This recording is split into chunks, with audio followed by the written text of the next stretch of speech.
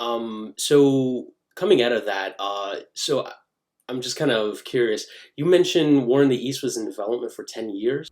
Well, yeah. Wow. War in the East 2 has been in development far before War in the West released, so it's definitely more, 10 years. Wow. But games like Distant Worlds, 10 years. Armored Brigade, 10 years. Wow. Uh, it's not a rule, but development teams are small.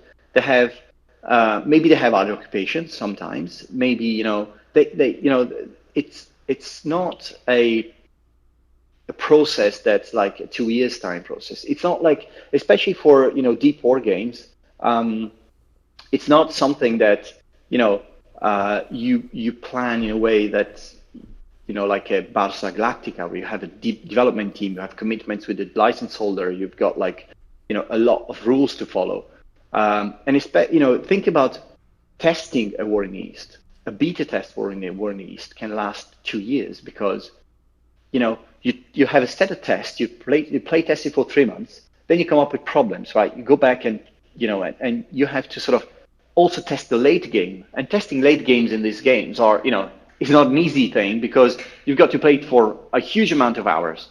And your play testers out there, they don't work full time as play testers of War in the East, so they have to sort of give it all the time. Uh, so it's a very long process, and even now, we're planning, the War in the East is planned to release in Q1. Hmm. We're in the final stages of testing and so on. If a problem comes up in the very late game, so either we'll be able to release a patch, or we'll have to go back and and fix it and retest it, so the game can be postponed. So it's an iterative process, but it's also a very risky process because you don't know what you're going to find.